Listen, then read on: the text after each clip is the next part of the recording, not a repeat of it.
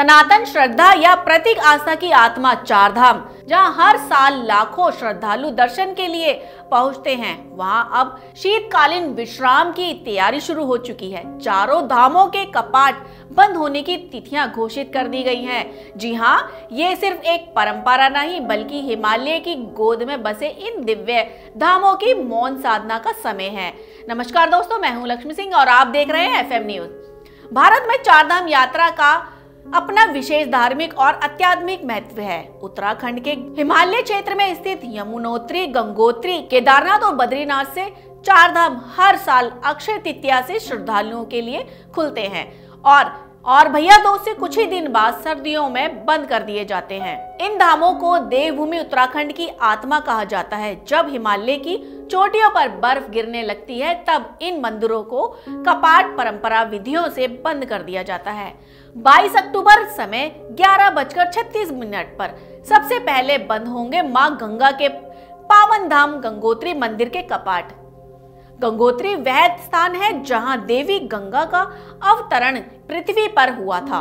यहाँ से निकलती गंगा नदी करोड़ों लोगों की जीवन रेखा है। कपाट बंद होने से पहले यहाँ विशेष पूजन, भगवान भैरव को निवेदन और गंगा जल को शीतकालीन स्थल मुखवा गांव ले जाने की परंपरा निभाई जाती है। यह भावपूर्ण क्षण होता है जब गंगा मां को उनके शीतकालीन प्रवास के लिए विदा किया जाता है। 23 अक्टूबर सुबह 8:30 पर बंद होंगे भगवान शिव के 12 ज्योतिर्लिंग में से एक केदारनाथ धाम के कपाट।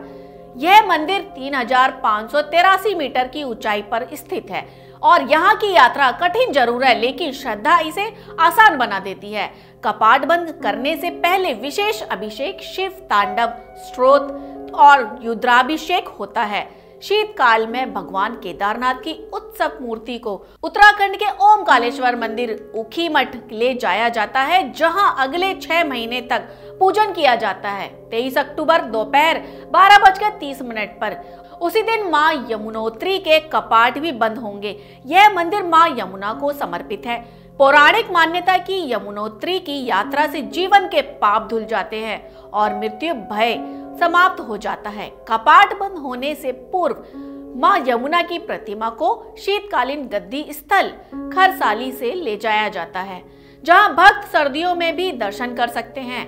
25 नवंबर दोपहर 2:56 पर चार धाम में सबसे अंतिम बद्रीनाथ धाम के कपाट बंद होंगे।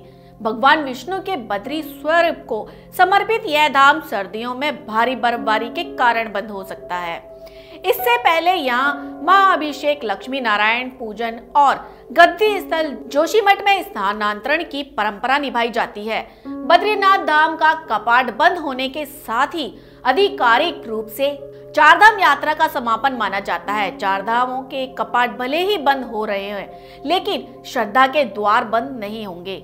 यह समय है अंत मन की यात्रा का, जब हिमालय की शांत घाटियों में देवता विश्राम करते हैं और हम भीतर की साधना में लगते हैं। सरकार ने सभी श्रद्धालुओं से अपील की है कि कपाट बंद होने की तिथियों को ध्यान में रखते हुए अपनी यात्रा की योजना बनाएं। साथ ही कपाट बंद होने के बाद इन चारों धामों की उत्सव मूर्तियों शीतकालीन स्थलों पर पूजित रहती हैं, जहां जाकर श्रद्धालु दर्शन कर सकते हैं। चार धाम केवल तीर्थ नहीं, एक अनुभव है, जीवन और आत्मा के मिलन का अनुभव है। हम आशा करते हैं कि आप भी कभी इन धामों की यात्रा करें और उस दिव्यता को महसूस करें, जो शब्दों में नहीं केवल भाव में बसती है। ऐसी ही तमाम अपडेट के लिए बने रहिए FM न्यूज के साथ।